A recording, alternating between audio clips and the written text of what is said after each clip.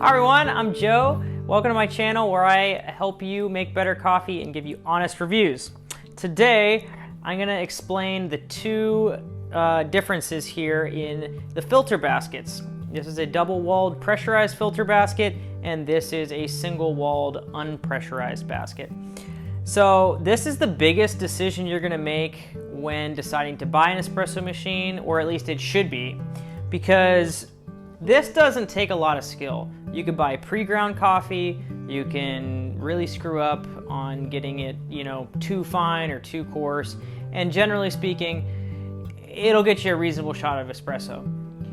It's not the best in my opinion, and a lot of people will say that the body of the espresso is kind of lacking and the crema will dissipate very quickly.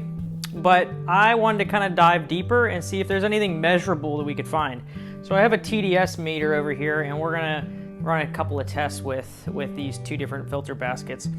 The other thing too is I wanted to kind of explain that I had the DeLonghi La Specialista before I got into the Breville Barista Express, and this was my biggest decision. I bought that machine and I ordered one of these baskets expecting to be able to brew what I would consider a true shot of espresso with a single walled basket.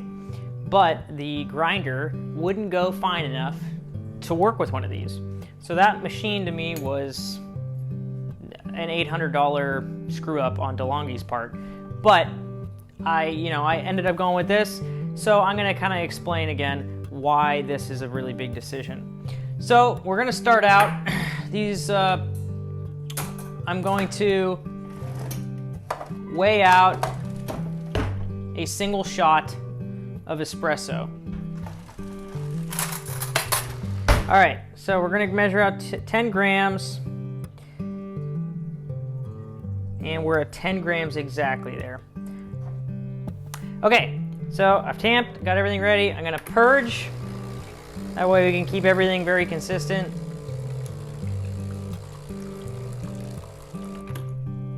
We're gonna clean this off a little bit on the bottom. All right, so remember, this is the double-walled filter, so it's creating pressure within the basket. I'm gonna push this on. We're gonna shoot for 30 grams of coffee out. So I'm gonna tar this. And the timing isn't gonna be as vital for this because we're just trying to kind of figure out TDS of a double-walled versus a non-double-walled. So remember, this might be messy.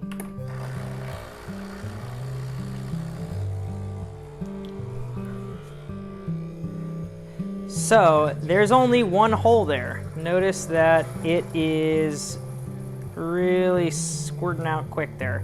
So normally your shot would look a little prettier than this because in a normal portafilter, it tries to integrate all of that, and we're right at, looks like we hit 29.2. So we're gonna try to shoot for that same amount, get within that 29 range.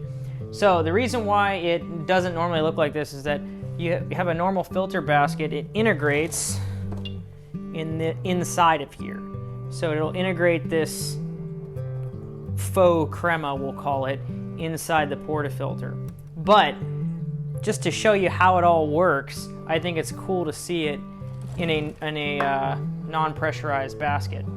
And I've already measured out 10 grams of coffee. So we are going to use not the dual-walled, we're going to use the single-walled basket.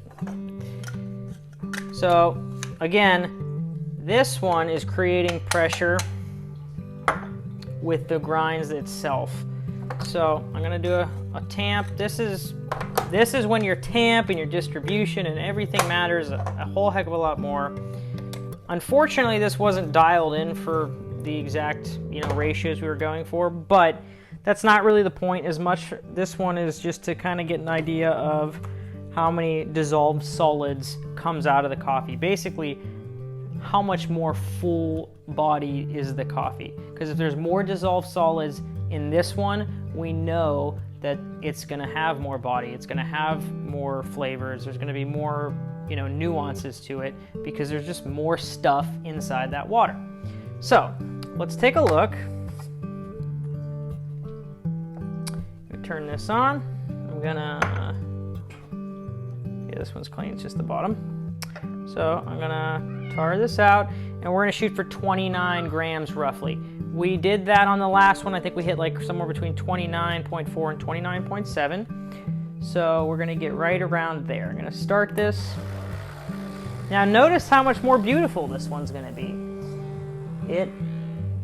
It's gonna come together. It's not gonna make a messy, gross looking crema. It's gonna be a nice integrated crema. And if you were to use a dual walled basket on a normal portafilter, it would probably look somewhat similar to this one. Not quite the same, but sort of close. All right, now. And we hit 29.7 on the dot. I think that may have been identical to the other one. So, let's see what happens. Let me stir both of them. Let me stir this one first, get all that crema integrated as much as we can. Bring all the stuff from the bottom to the top. Now you're supposed to do this anyways when you have a shot of espresso, so it's probably a good idea. Notice how much it dropped because we've integrated it. So this is more like 6,400, 6,300. Now let's do the same thing over on this side.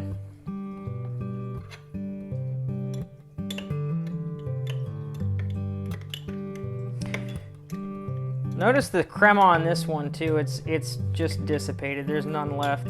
And over on the left, it doesn't really matter how much you mix it, the crema is still gonna come to the top, whereas this one was just really a bubbly mess. And this is at 5,400.